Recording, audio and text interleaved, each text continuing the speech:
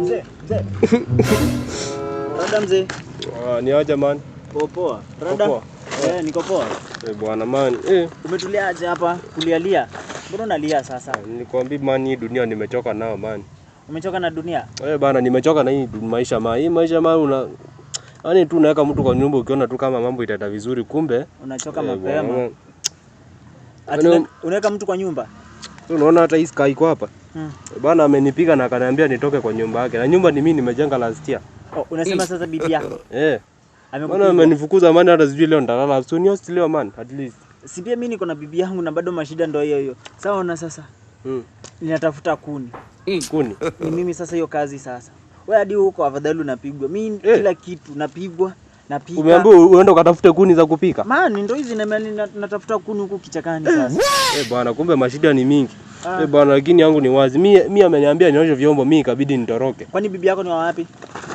Bwana, ni wewe place inaitwa Kangundo. Si wangu ametoka hapo. Sasa sisi tuwafanye aje tuwatoe? Na kwani ilikuwa coincidence? Wangu ametoka Kangundo. Wewe bwana, na wewe kama Kangundo maitwa aika. Bwana, hata mimi hata mimi mambo sielewi, sijui nifanye nini maana sijui ndalala wapi, mtu sijui ndafanya nini. Amenikalia. Amekukalia? Hata chakula niko na siku 3. Naleta chakula anapika ananiambia sitakula. Sasa shida yote pia mimi niko nayo. Lakini yako ni kidogo. Mimi kwangu yani hakuna kitu anafanya. Anafika anikilia miguu huko.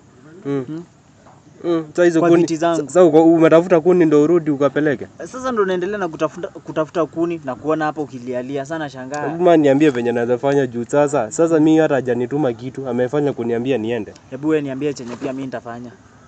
Bwana, si ufanye kupeleka kuni, hata ukafadhali wewe unaambiwa upeleke kuni ndio upewe second chance urudi. Mimi ameniambia niende na nisiwahi rudi. Mimi wangu pia ananinyimanga, anafika ananiambia mara nimechoka.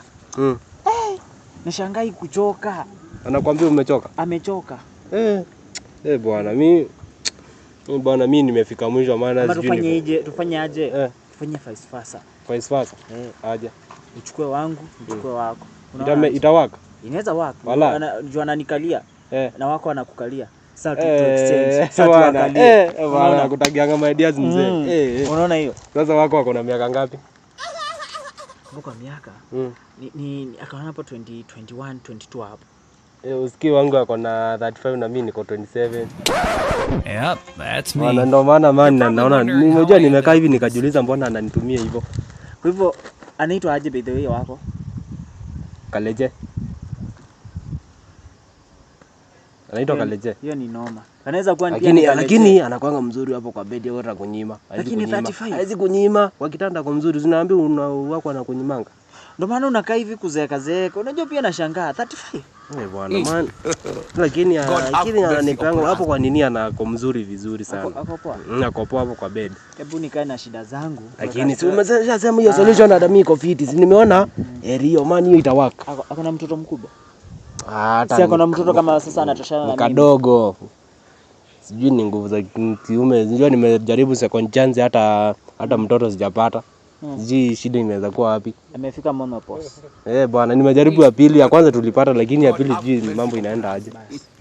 So unataka kunipea saa trash. That is a trash.